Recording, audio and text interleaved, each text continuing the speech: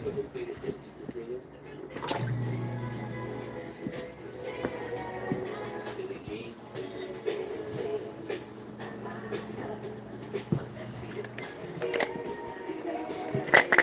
His 1982 album Thriller remains to date the best-selling album of all time. As he was preparing for his comeback tour, This Is It, in 2009, Michael found it difficult to sleep. His physician began administering dangerous levels of cocaine, which eventually led to cardiac arrest and his untimely death. He was just 50. In September 2009, the casket was here in his album. A rare talent gone too soon. Fans who come here visit him often land at the entrance to the Hollywood Terrace. But you can see Michael's sanctuary from the outside, on the west side of the mausoleum here. It's all windows marked with his resting place. The intrigue surrounding Michael's elusive and unique final resting place was a major catalyst in sparking my interest in seeking out famous graves. For our next stop, we crossed the country to New York to reminisce on our first video shoot in a cemetery covered in snow, something we never see in LA. What brought us out to the rural Lakeview Cemetery in the remote town of Interlaken, New York. This was the cemetery that kicked off our Twilight Zone special back in 2019. When planning that video, the original intent was to go out there in the spring and film your standard green grass look. But after seeing a picture of the cemetery covered in snow, it looked so fitting for the Twilight Zone, we decided to do it in the winter, when there was snow on the ground and the trees were bare. This complicated the shoot significantly, but it was worth it. Director Nathan D. Lee and I flew out there in February, and Mother Nature was very kind to us on the day we filmed. The cemetery was carpeted in snow, and it was an overcast day, but lightly overcast, with enough sunlight getting through for a deliciously hazy and diffused look. Like the sky was a giant softbox. The world itself appeared to be in black and white, just like the original Twilight Zone series. It was perfect. If you haven't seen our Twilight Zone special, the premise is that my visit to the grave of Twilight Zone writer and creator Rod Serling becomes my own journey through the Twilight Zone. Rod Serling began writing for the nascent medium of television in the 50s, rising to prominence with hits like Patterns and Requiem for a Heavyweight, before surprising audiences with the announcement of a new sci-fi and fantasy series. In that era, sci-fi was seen as a lesser art form, but there was logic behind Serling's decision to stray from straight drama. What the Twilight Zone did was granted him a degree of freedom and creative expression he hadn't enjoyed before.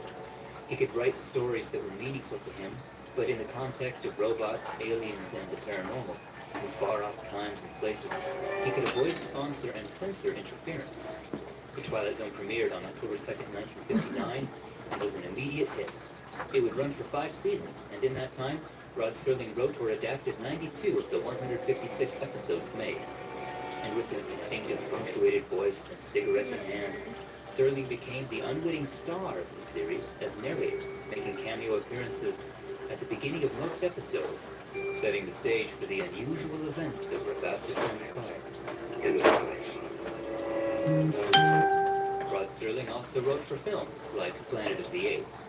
Before launching his writing career, Rod served in the Army during World War II in the Pacific Theater. His experiences in the war heavily informing his writing. Rod was one of the all-time great wordsmiths in the annals of Hollywood history, and The Twilight Zone is considered one of the greatest and most influential television shows in history. Rod was just 50 when he died after suffering a heart attack during open-heart surgery.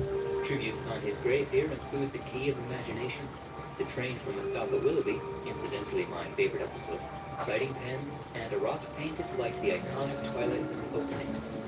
It's no exaggeration to say that Rod Serling remains one of my favorite creatives of all time.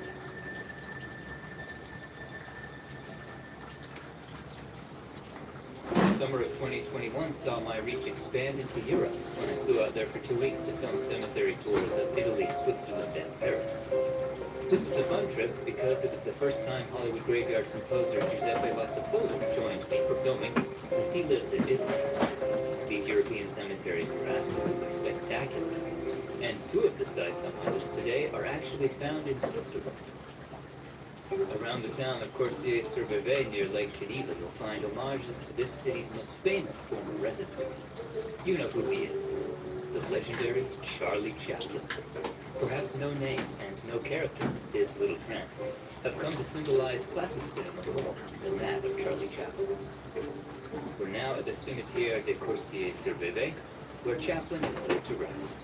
Charlie was born in England and began performing early, touring music halls, learning music and acting. By his late teens, he found himself in America, where he would begin to appear in silent comedies for Keystone Studios. It was here that he developed his tramp persona, the hobo with the bowler cap, too small jacket, too large pants, a toothbrush mustache, and a bamboo cane. Chaplin's tramp first appeared in 1914's Mabel's Strange Predicament, alongside Mabel Jones. His character would spring Chaplin into worldwide popularity, appearing in dozens of films as the endearing tramp. As his popularity grew, Chaplin would write, direct, and produce his own films. He would even co-found United Artists to distribute his films. Among them are beloved classic titles like The Kid and Modern Times, which was made as a silent well after the dawn of the talkies. Chaplin's first true sound film came in the form of 1940's The Great Dictator, which satirized and condemned Hitler and fascism. It's considered among the greatest films of all time. In addition to producing and starring in his own films, Chaplin was also a talented musician and wrote the musical scores for many of his films. You may be surprised to know that the only competitive Oscar that he won was for his music for the film Limelight. In 1972, just a few years before his death, Charlie Chaplin was awarded an honorary Academy Award for his incalculable effect on motion pictures. The ceremony, in which he received a 12-minute standing ovation, was a warm homecoming of sorts for Chaplin, who in the late 40s, early 50s had essentially been banned from the United States because of the Red Scare, when he was falsely accused of being a communist. It was then that he settled here in Switzerland with his wife Una. He died after suffering a stroke at age 88. I was so awestruck being here at the grave of Charlie Chaplin in beautiful Switzerland, the rain didn't even faze me. Further west along Lake Geneva is a quiet Swiss town called Toloschenach. This is Toloschenach Cemetery, a humble little cemetery in the countryside with barely more than 100 graves. If you look carefully, among the names you'll see here is one of the most famous in the world. She was an actress, a fashion icon, and a humanitarian. She personified grace, beauty, and goodness. She was the one and only Audrey Hepburn. She was born in Belgium, and from a young age began to perform on stage as an actress in musical theater. Her big break came when William Wyler was looking for an unknown to play Princess Anne in Roman Holiday. After a screen test, Audrey was cast for her charm, innocence, and talent. Her talent did not go unnoticed by the film world. She won an Oscar for the role. She was nominated an additional 4 times for her roles in those timeless classics Sabrina, The Nun's Story, Wait Until Dark, and what is perhaps her most iconic role as Holly Golightly in Breakfast at Tiffany's. Who are we planning on? Who knows? Who I can tell? You don't mind being done. She's also remembered for playing Eliza Doolittle in My Fair Lady. The lady in Spain stays baby in the plane. And on stage, she won a Tony for her role in the play Undine. She's one of only a handful of entertainers to have won the coveted EGOT, an Emmy, Grammy, Oscar, and Tony. Audrey only had around 30 credits to her name, having dedicated much of her life and time to also being a wife and mother. She also devoted much of her time to UNICEF, an organization focused on providing humanitarian aid to children around the world, particularly in the poorest countries. For her work as a UNICEF Goodwill Ambassador, she was awarded the Presidential Medal of Freedom. The house Audrey lived in for 30 years is just down the street. It was known as La Paisible, which means peaceful. Peace is exactly what Audrey Hepburn found here in Toloschenach, balancing fame and family, glamour and charity. In 1992, Audrey Hepburn was diagnosed with cancer. She died in her sleep on January 20th, 1993, at the age of 63. For me, Audrey Hepburn was one of the most beautiful women inside and out who has ever lived, and visiting her in such a unique location was truly something special. Funny story about our visit to Audrey Hepburn. When we arrived in Toloschenach, it was overcast and rainy. In most scenarios, I love the rainy, overcast look for filming in graveyards. However, Audrey Hepburn was such a ray of sunshine, it didn't feel right for her. We needed sunshine. But what can one do about the weather? And we were on a tight schedule, so I got the shots and we moved on toward Geneva. While filming Richard Burton's grave at the old cemetery in Séligny, the clouds parted and the sun came out. I asked Giuseppe, who was driving on this trip, if he would hate me if I asked him to double back to Audrey Hepburn's grave, about 30 minutes away, so we could film it again. He wasn't a fan of the idea, but kindly acquiesced, and back we went to film Audrey Hepburn's grave a second time, this time with sunshine and blue skies. Before the final entry on my list, let's take a moment to acknowledge some honorable mentions, because limiting it to 10 was just too hard.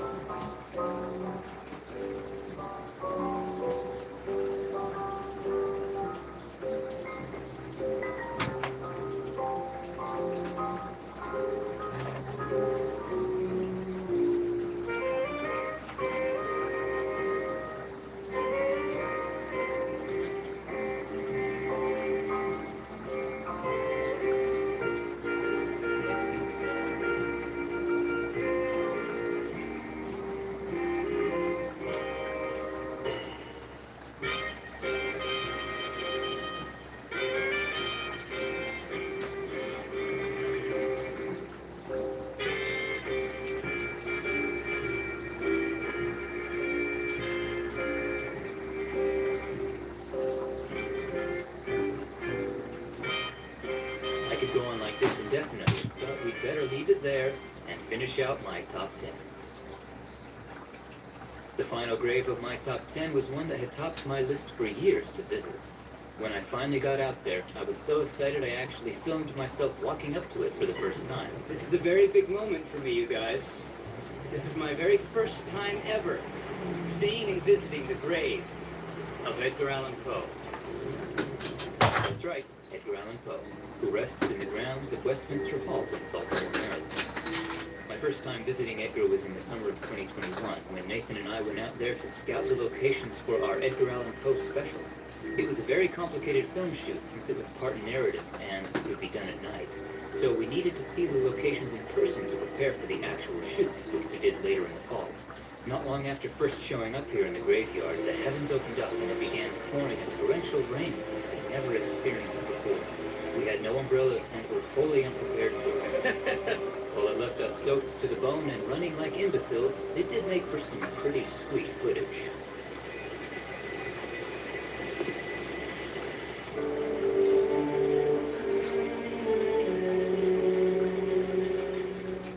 We came back for the actual film shoot in early November to get a nice autumnal look. We were fortunate enough to have connected with one of the caretakers of the graveyard who allowed us to shoot at night.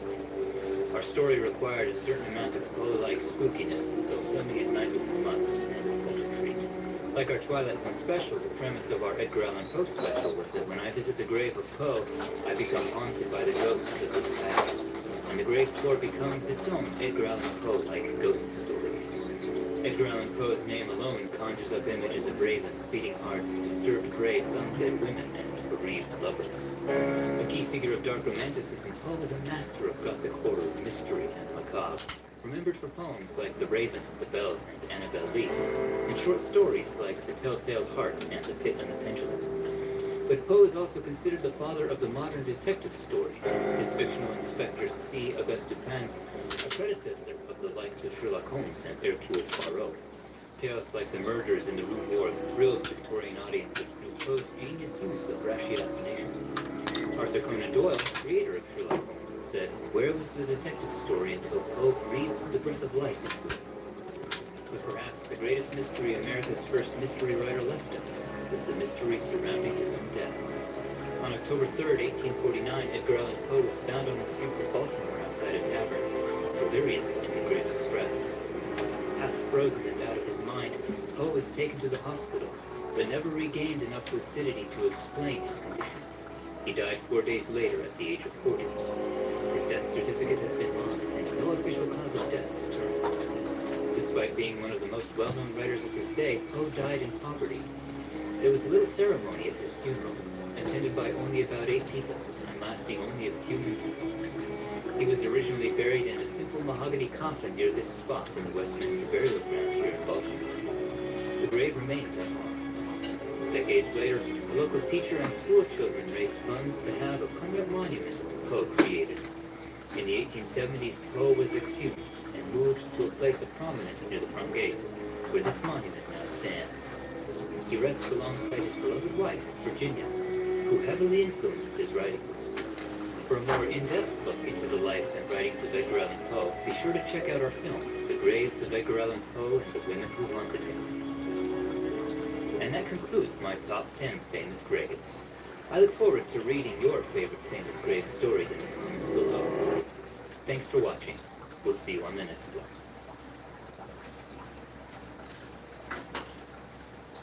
Get the best sleep of your life when you shop the President's Day mattress sale at Raymore and Flanagan Sleep Center.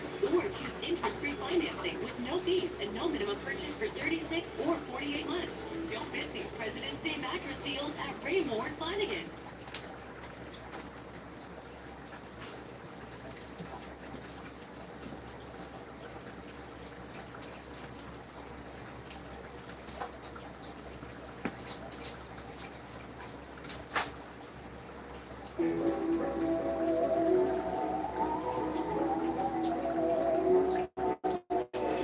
Welcome to Hollywood Graveyard, where we set out to remember and celebrate the lives of those who lived to entertain us by visiting their final resting places. Today we head back to Hillside Memorial Park to find such stars as Peggy Lupton, Larry King, Rhonda Fleming, a cenotaph to Tony Curtis, and many more. Join us, won't you?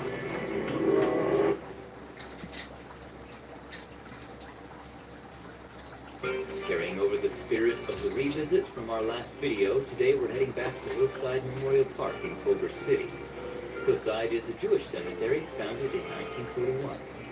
We first toured this cemetery in a pair of videos way back in 2017, when gas was less than $3 a gallon, and Hollywood Graveyard's banner looked like this. Here we found quite a few legends, like Al Jolson, Jack Benny, Michael Landon, Shelley Winters, and Leonard Nimoy. But like every cemetery we've ever been to, there's always more to discover, more stories to unearth beneath the gravestones. So we're back again today to visit some stars we missed the first time around, and others we've lost since. Let's begin today up the hill in the Liam and Courtyard areas. This sub-yard is Courts of the Book. Heading in we find the Wall of Jacob, and the Crypt of Billy Sands. He was a character actor known particularly for his roles in television comedies in the 50s to the 70s. He was Private Caporelli in over 100 episodes of The Phil Silvers Show, and followed this up with an equally impressive run as Tinkerbell on McHale's Navy. He'd make appearances in other shows like The Jeffersons and The Odd Couple, and appear in movies like Rocky. Billy died from lung cancer at age 73. With the sequel series of Night Court premiering this year, I've been enjoying going back and watching the original series, which features a very funny lady, Selma Diamond. Her best known role was as bailiff Selma Hacker in some 36 episodes of Night Court. Took Skippy up on the roof. What? He said he was going to set him free. Hey, man, turkeys don't fly. I knew there was something I wanted to tell him. Selma actually began her career as a comedy writer, writing for radio and television shows with the likes of Milton Berle and Sid Caesar. A female comedy writer in a man's world, Selma was the inspiration for the Sally Rogers character on The Dick Van Dyke Show. She would be nominated for 2 Emmys for writing on Sid Caesar's show, and for her role as Selma on Night Court. Selma died of cancer at age 64 shortly after season 2 of Night Court. Her death was acknowledged on the show. Way up at the top of this same column is actor and funny man Sandy Barron. He began his career as a stand-up comedian before landing roles on stage and in television. He had a co-starring role in the 60s sitcom Hey Landlord, and would make appearances in shows like Love American Style and Starsky and Hutch. And you fans of Seinfeld will recognize Sandy as Jack Clumpus, who loves his pen that writes upside down. Oh, no. I couldn't. Come on, take it. I can't take it. Do me a first. Come on. No, I'm not comfortable. I cannot take it. Take the pen. Are you sure? Take the pen. Sandy's film appearances include in Broadway Danny Rose, Leprechaun 2, and he would replace Al Lewis as Grandpa in the Munsters' Scary Little Christmas. He died from emphysema at age 64. Let's make our way up now to the second level. Ah, drat, the elevator's out of order. Well, maybe that's the universe's way of saying, son, you need some exercise, so take the stairs. And here is Shelley Berman. Shelley was a familiar face on television from the 50s all the way into the 2000s. He'd make both comedic and dramatic appearances in shows like Peter Gunn, The Twilight Zone, Bewitched, The Man from Uncle Chip's, Night Court, LA Law, Friends, Boston Legal, and many, many more. He's perhaps best remembered today for his role as Nat David, Larry David's father on Curb Your Enthusiasm. Berman was also a successful stand-up comedian, winning a Grammy for one of his comedy albums, the very first awarded in the spoken comedy category. And Shelley Berman's films include Meet the Fockers and The Holiday. He passed away from complications of Alzheimer's at age 92. Back down to the main level, let's head into the mausoleum now. In the columbarium of graciousness is the niche of Ben Blue. He began his career as a dance instructor before he moved into moving pictures, headlining his own series of comedy shorts for Warner Brothers in the early 30s.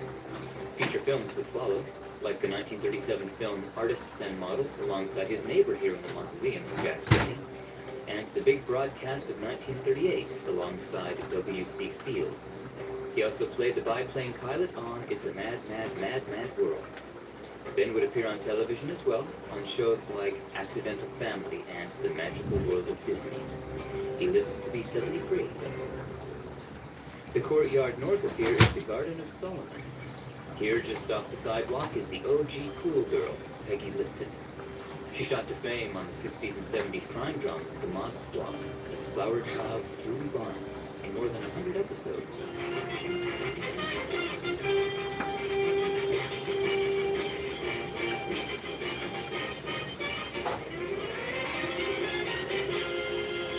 Peggy would be nominated for 4 Emmys and win a Golden Globe for her role on The Mod Squad.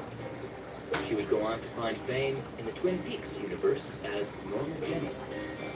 And her films include The Postman and A Dog's Purpose. Peggy was diagnosed with cancer in 2004, passing away from the disease years later at the age of 72. She was the mother of actress Rashida Jones. It's an open secret in the entertainment world that not all music stars actually write their own songs. No, many of your favorite songs performed by your favorite artists were likely written by someone you've never heard of. And these behind-the-scenes songwriters hardly get the glory of their creations that the performers do. Jerry Lieber was half the songwriting duo Bieber and Stoller, with Jerry being the lyricist in the partnership. The duo penned numerous hits you would recognize. They wrote songs for Elvis Presley, like Jailhouse Rock.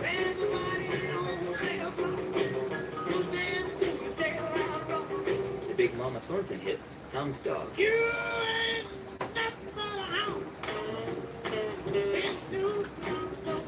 Several of the Coasters hits, including Yakety Yak. You ain't gonna rock and roll no more. Yakety Yak. And the Benny King classic, which also inspired the title of a film, Stand By Me. So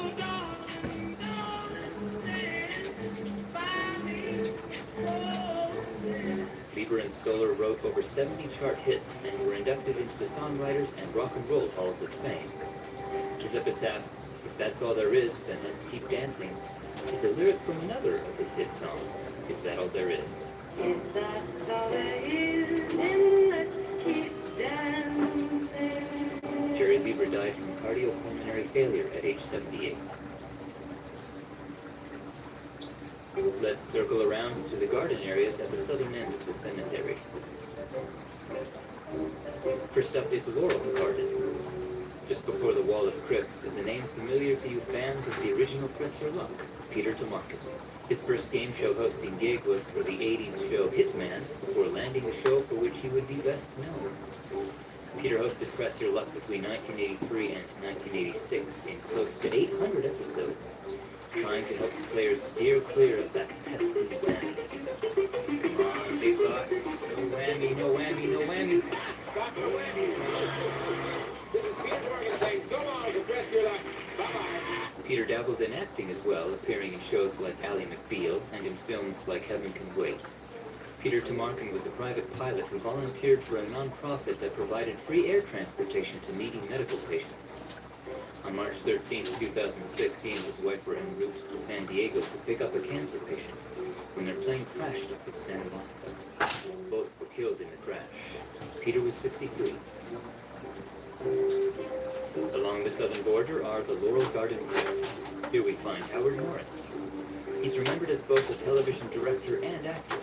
He would direct episodes of some of the great television comedies in the 60s and 70s, including The Andy Griffith Show and The Dick Van Dyke Show. Howard would appear in front of the camera as well in episodes of Your Show of Shows, The Twilight Zone, and perhaps most notably on The Andy Griffith Show, as referenced right here on his marker. All right, King Bass, you come in here. Howdy do to you and you. It's me, it's Ernest.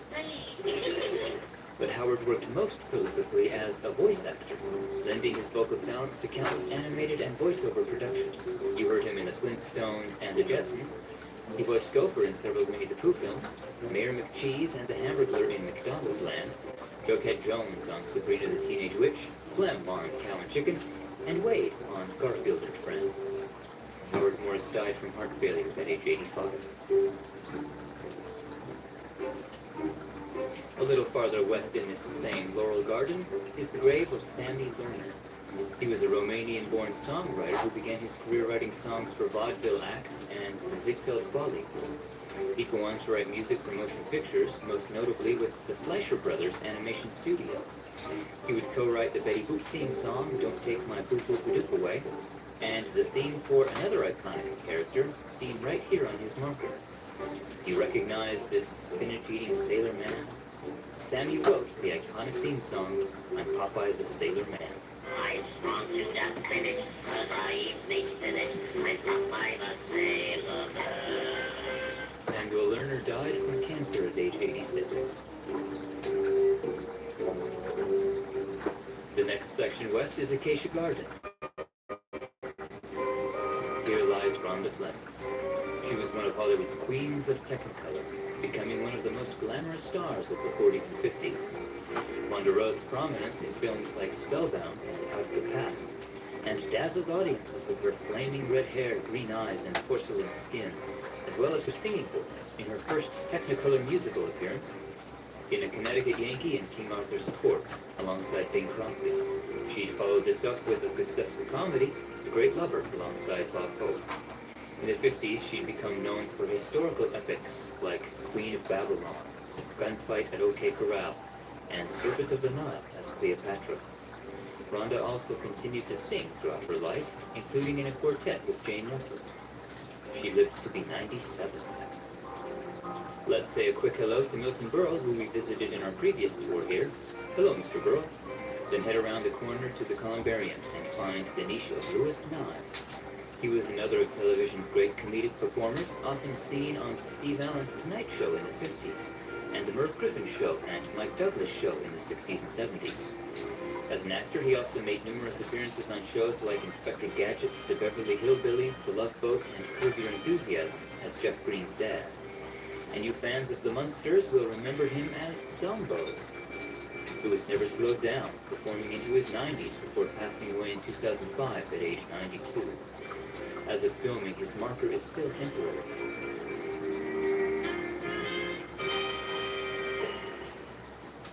Our journey takes us now to the western end of the cemetery, the Garden of Memories. First up here is the Court of Honor, wherein we find the grave of another of Hollywood's great songwriters and producers of classical musicals, Arthur Freed. In the 20s, he was a frequent collaborator as a lyricist with composer Ignacio Herbs Brown, who we visited in our last video. The two penned songs for early musicals like The Broadway Melody and Hollywood Review of 1929, which debuted their song Singin' in the Rain, for which Fried wrote the lyrics. I'm singing in the rain, yes, singing in the rain. Arthur Fried was an associate producer on The Wizard of Oz in 1939, and after the success of that film, Fried would be hired to head up MGM's musical department, overseeing the production of many of the great musical films that come out of that studio in the 40s and 50s. These films include Babes in Arms, Meet Me in St. Louis, Showboat, and Singin' in the Rain, based on their earlier song. He would win 2 Oscars for the films Gigi and An American in Paris. In 1972, Fried was inducted into the Songwriters Hall of Fame. 1 year later, he passed away from a heart attack at age 78. The next courtyard north is Court of Devotion. Along the southern wall, we find the crypt of Saul Lesser. He was a film producer with over 100 credits to his name. His career began in the silent era, including a number of films with child star Jackie Coogan, like Oliver Twist. Come the talkies, Lesser became known for producing more than a dozen of the Tarzan films between the 30s and the 60s. Saul lived to be 90. Just across the street from the Court of Devotion is the Valley of Remembrance. Just off the central wall is Monty Hall. He was a familiar face to television audiences in the 60s to the 80s as co-creator and host of the various incarnations of the game show Let's Make a Deal. He hosted more than 4,000 episodes of Let's Make a Deal, the show known for audience members dressing in outrageous costumes to increase their chances of being chosen to make a deal with the host and win money or prizes. Monty Hall's name would be linked to a probability puzzle dubbed the Monty Hall problem, which relates to the probability of choosing a prize behind door number 1, 2, or 3, similar to the kind of challenge players faced on Let's Make a Deal. Monty Hall lived to be 96. Let's double back to the east, all the way to the Court of the Matriarchs on the other side of the cemetery. In our previous tour, you'll recall our visit to Tony Martin and Sid Charisse. At that time, the crypt had only a temporary marker for Tony. Since that time, this permanent marker has been placed. Tony Martin was a singer and actor whose career spans some 7 decades. He had a number of hits in the 50s, known particularly for his anglicized versions of European songs like La Vie en Rose and O Sole Mio, aka There's No Tomorrow. There's no tomorrow when love is new. Tony ranked among the great crooners of this era, and like many of his peers, took his talents to the screen as well. His earliest appearances on film were in the 1930s, and in the decades that followed, he performed in numerous musicals like Ziegfeld Girl and Till the Clouds Roll By. By the late 50s, Tony was the highest paid performer in Las Vegas. He continued performing until his 90s, living to be 98. He rests here alongside his wife of 60 years, dancer and actress Sid Charisse. A few corridors in on the left, we find the crypt of Sammy Shore. He was a stand-up comedian, performing comedy as an opening act for numerous greats like Elvis Presley and Barbra Streisand. In the 1970s, he opened the legendary West Hollywood comedy club, The Comedy Store. The club would help launch the careers of countless comedy legends like David Letterman, Eddie Murphy, Robin Williams, and more. Sammy would make us laugh on the screen as well, appearing in shows like The Munsters and films like History of the World, Part 1. Sammy was the father of another funny man, Pauly Shore. He lived to be 92. Let's get a little more exercise by taking the stairs up to the second level. Just before the gardens, we find the crypt of legendary radio and television broadcaster Larry King. For more than 2 decades, he hosted Larry King Live on CNN in over 6,000 shows, and later hosted Larry King Now on Hulu. He would interview notable figures from all walks of life, from presidents and world leaders to entertainers, spiritual leaders, sports figures, and even a Muppet or two. It's time to get things started with the Muppets here tonight. Joining us, As a Muppet leader, Kermit the Frog. And his beloved Miss Piggy. And they are dressed appropriately. You all both wore braces in my honor. It's estimated that he conducted some 50,000 interviews over the course of his career. Larry King would be honored with 2 Peabody Awards, an Emmy, and numerous other accolades for his work, including being inducted into the National Radio Hall of Fame in 1989. Larry would also make numerous appearances as himself in film and television shows, like Ghostbusters and 30 Rock. In January 2021, Larry King was hospitalized with COVID-19. He died from sepsis days later as a complication at the age of 87. As of filming, his marker is still temporary. Let's proceed east into the Garden of Leah.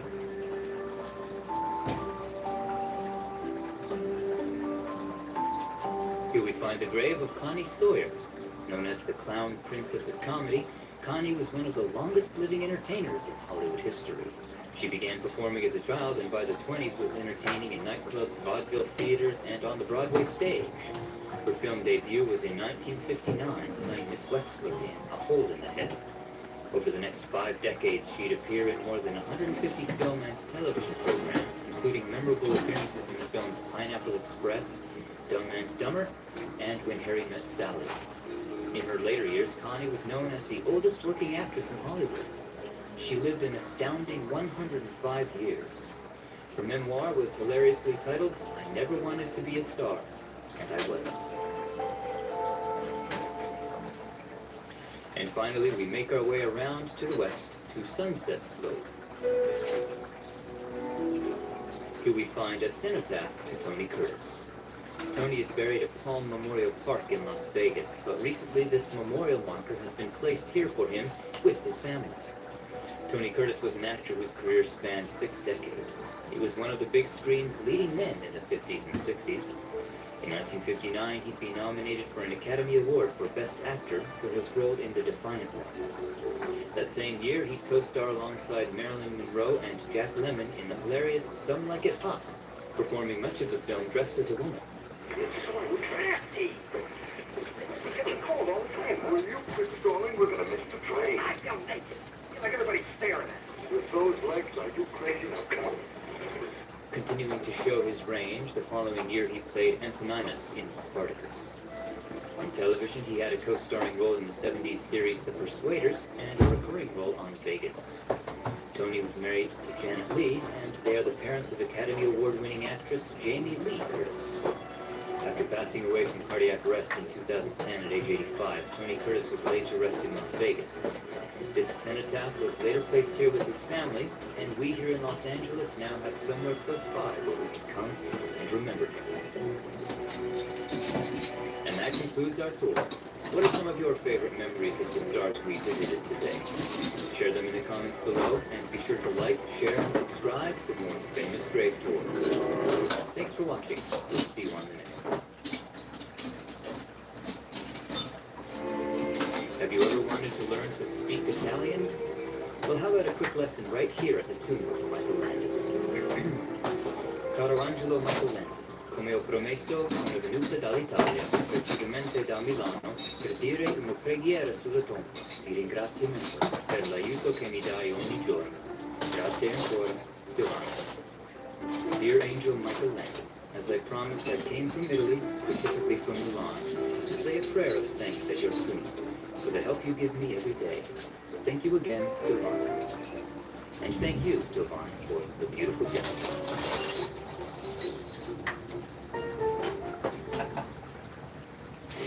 Stuck with nasal congestion? We've all been there. Our friend No Trip is here to help. Wow! Get ridiculously powerful nasal congestion relief in seconds. Stays right where it's sprayed. Whether it's allergies or a cold, Afrin is your go-to solution. Afrin, the wow is real. Use as directed.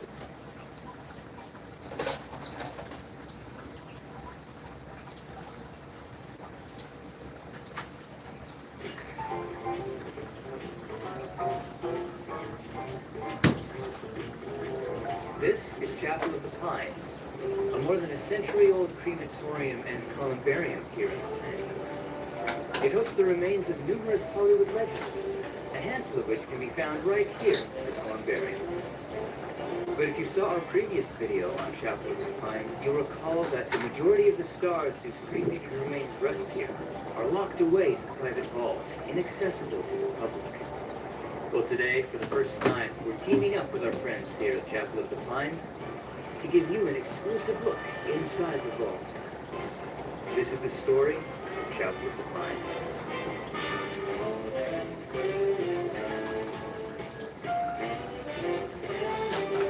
Chapel of the Pines is located at 1605 South Catalina Street, adjacent to Angeles Rosedale Cemetery, not far from downtown Los Angeles. This domed structure, inspired by classical Greek architecture, was built around 1903, and at that time was known as the Los Angeles Crematory Association.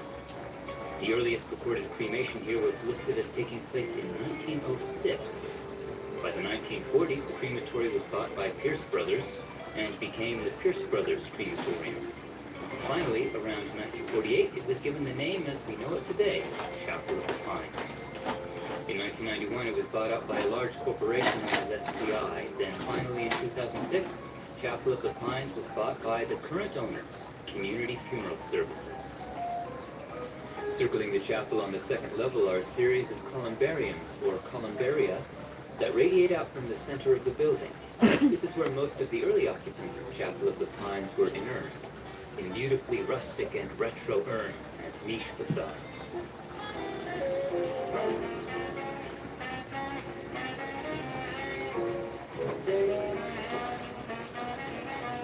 Later decades saw the corridors on the main level, Theodora Hall North and Theodora Hall South, and then the chapel boast niches for cremated remains. Here in these columbaria, we found a number of stars and Hollywood legends in our original video on Chapel of the Pines. Let's take a moment to recap who's here.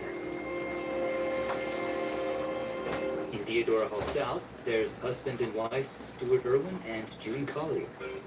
Stewart was an actor of stage, screen, and television, nominated for an Oscar for his role in 1936's Pigskin Parade.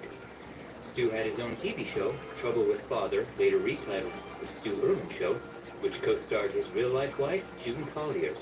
June is also remembered for her role as Jean in A Face in the Fog and Gloria in The Ghost Walks. A few columns in on the left is a name you fans of Laurel and Hardy will recognize, Mae Bush. Her career began in the silent era, where she was best known as a vamp in films like The Unholy Three. In 1929, she began her association with Laurel and Hardy, sometimes playing Hardy's shrewish wife, appearing in more than a dozen of their comedies. Edgar Deering was never a leading man, but appeared in more than 300 film and television productions. He was often typecast as a motorcycle policeman on screen. His films include It Came from Outer Space, and his final appearance on screen was in the original Twilight Zone series, in the episode Mr. Garrity and the Braves. Lyle Wheeler was a prolific art director in Hollywood, designing sets for close to 400 productions in his career. He was nominated for an astounding 22 Academy Awards, winning 5 for Gone with the Wind, Anna and the King of Siam, The Robe, The King and I, and The Diary of Anne Frank.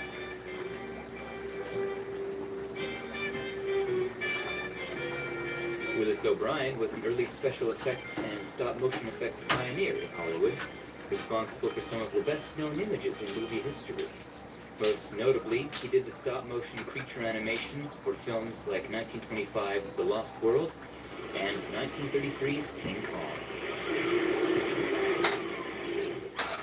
His visual effect to the 1950s Mighty Joe Young won the Oscar. His work would inspire the likes of Ray Harryhausen and Peter Jackson. Kathleen Williams was an actress and screenwriter, principally of the silent era. She's remembered as a spry, blonde beauty whose daring antics made her the star of Hollywood's first cliffhanger adventure serial, 1913's The Adventures of Kathleen. Later, she'd be known more for dramas like Our Dancing Daughters, appearing in close to 200 films before retiring from the screen in 1935.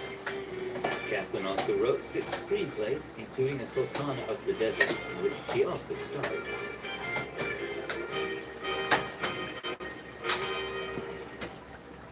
Into the chapel now, we find the niche of Leonard Carey, an English actor known for often playing butlers.